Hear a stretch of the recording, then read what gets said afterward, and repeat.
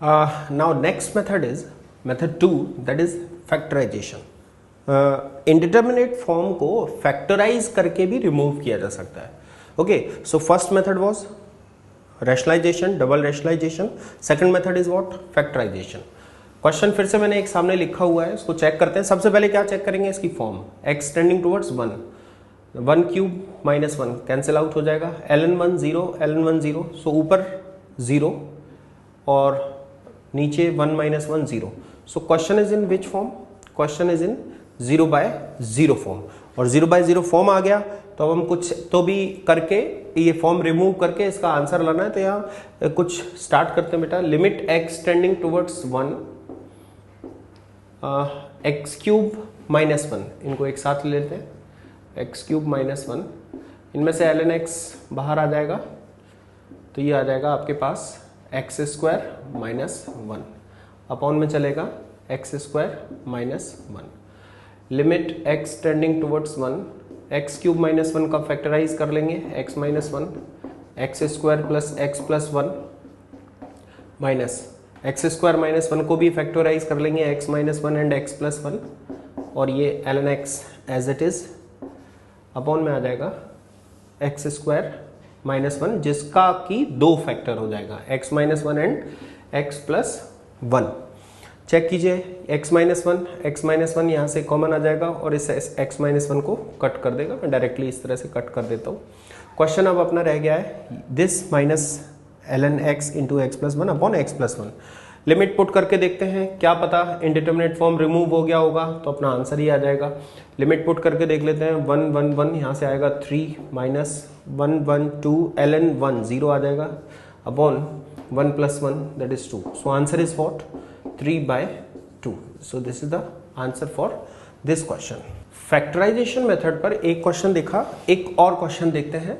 Limit x tending towards 2, x cube minus 3x square plus 4 upon x to the power 4 minus 8x square plus 16. वो बच्चे जिन्होंने कभी limit chapter पहले पढ़ा हुआ है उनके लिए ये क्वेश्चन बड़ा आसान उनको लग रहा होगा. उनको एक लॉपिटल मेथड या डीएल मेथड याद आ रहा होगा और उनको लग रहा होगा कि सर इस क्वेश्चन को तो हम इमीडिएट कर सकते हैं. बट हम बिल्कुल बेसिक से और अपने इन सारे मेथड को स्ट्रॉन्ग करते हुए आगे चल रहे हैं. तो मैं लॉपिटल या डीएल लास्ट में लूंगा, लेकिन अभी हम इसको बेसिक मेथड से सॉल्व करने की कोशिश करेंगे. चलिए, सबसे पहला काम क्या है? लिमिट सब्स्टिट्यूट करके देखना और देखना कि ये क्वेश्चन फॉर्म इनडिटरमिनेट फॉर्म में है भी या नहीं भी है. 2 2 4 2 8, 2 2 4 3 12 प्लस 4. यस, 8 और 4 12 minus 12. Question is in 0. 2 2 4 2 8 16, 2 2 4 32 plus 16. Yes, 16 plus 16 32. Question is in which form बेटा? Question is in 0/0 form. इसका मतलब हमको इस क्वेश्चन में कोई ना कोई मेथड अप्लाई करना ही पड़ेगा. ऑब्वियस सी बात है, इसमें रैशनलाइज तो हो नहीं रहा. अब एक और बात है, x को 2 पुट करने पर यहां पर क्या आ रहा है? 0. इसका मतलब हुआ क्या कि इस वाले पॉलिनोमियल का एक फैक्टर 100% x माइनस 2 है ही है, और इसमें भी x इक्वल टू 2 सब्स्टिट्यूट करने से आ रहा है 0. तो इसका मतलब इस पॉलिनोमियल का भी एक फैक्टर कौन है? x माइनस 2 है ना. तो अगर हम ये पता कर लें कि x माइनस 2 इसका एक फैक्टर है और बचा हुआ फैक्टर क्या है, यहां भी x माइनस 2 एक फैक्टर है और बचा हुआ फैक्टर क्या है, तो अपना काम थोड़ा सा जल्दी से हो सकता है. चेक कर लेते हैं. अच्छा, अब मैं यहां पर आपको अगर इसको आप गौर से देखो तो आई थिंक ये कुछ अपने को शायद दिख रहा है. ये किसी का होल स्क्वायर अगर है, limit x tending towards 2 upon वाली क्वांटिटी गौर करें तो x स्क्वायर माइनस 4 का होल स्क्वायर अपने को दिख रहा है. am I करेक्ट बेटा? This is x square minus 4 का whole square, power 4 16 minus 8x square. Okay, अच्छा, अब यहां पर बात क्या आती है, अपने को ये कंफर्म पता है कि इसका इस पॉलिनोमियल का एक फैक्टर कौन है? x माइनस 2, और अपने को इस पॉलिनोमियल का बचा हुआ फैक्टर पता करना है. ओके, तो मैं यहां पर आपको एक बढ़िया सा मेथड बताता हूं कि अगर आपको किसी भी पॉलिनोमियल का एक लीनियर फैक्टर पता हो, आई रिपीट, कौन सा फैक्टर बताओ? लीनियर फैक्टर पता हो तो जो बचा हुआ फैक्टर है वो आप पता कर सकते हो डायरेक्टली.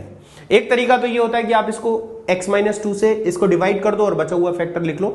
लेकिन एक मेथड होता है सिंथेटिक डिवीजन मेथड, उस मेथड से आप अगर कोई भी पॉलिनोमियल का अगर आपको एक लीनियर फैक्टर पता है तो बचा हुआ फैक्टर आप पता कर सकते हो। तो मैं यहां आपको बाजू में सिंथेटिक डिवीजन मेथड से कैसे फाइंड आउट करते हैं वो यहां एक्सप्लेन करता हूं।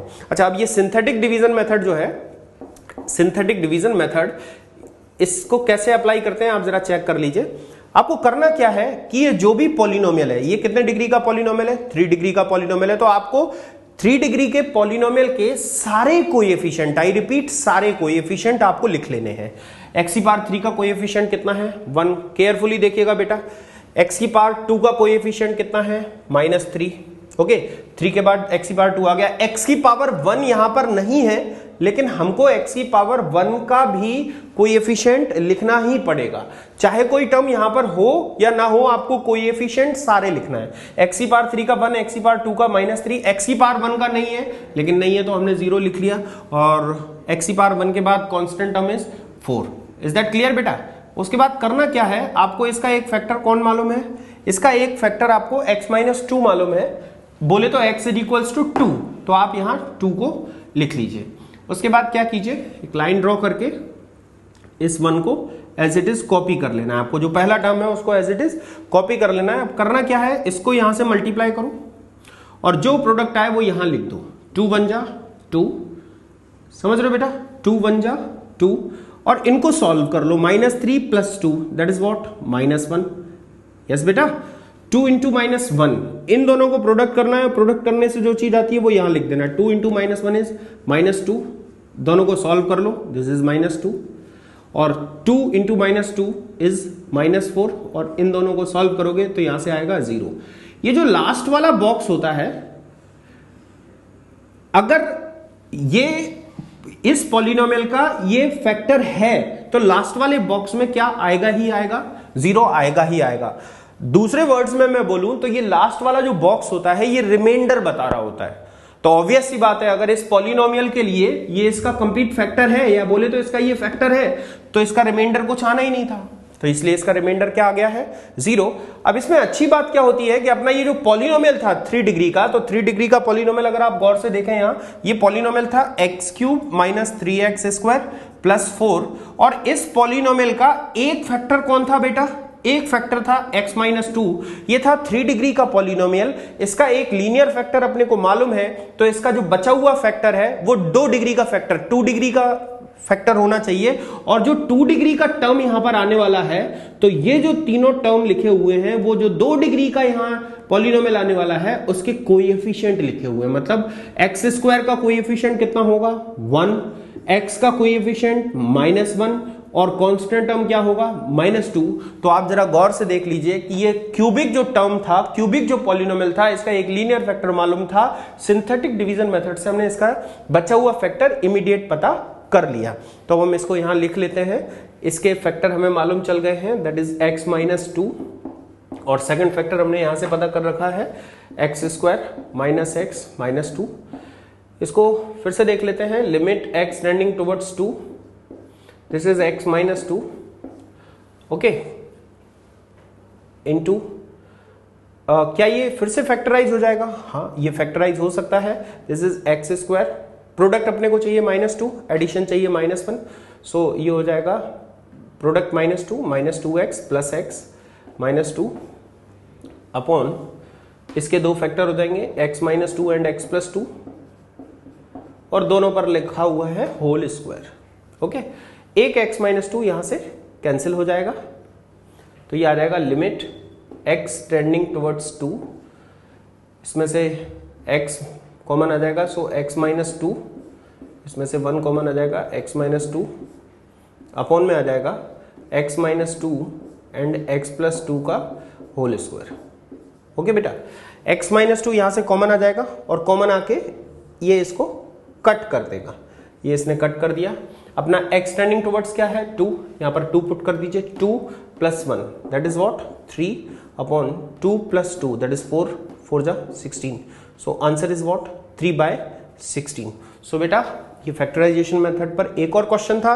यहां पर मैंने आपको ये एक्सप्लेन किया कि बड़े पॉलिनोमियल आने पर अगर उनका कोई लीनियर फैक्टर अपने को पता होता है तो बचा हुआ फैक्टर आप सिंथेटिक डिवीजन मेथड से कैसे कैलकुलेट कर सकते हैं वो मैंने आपको यहां एक्सप्लेन किया है।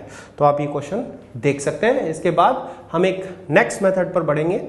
तो ओके बेटा।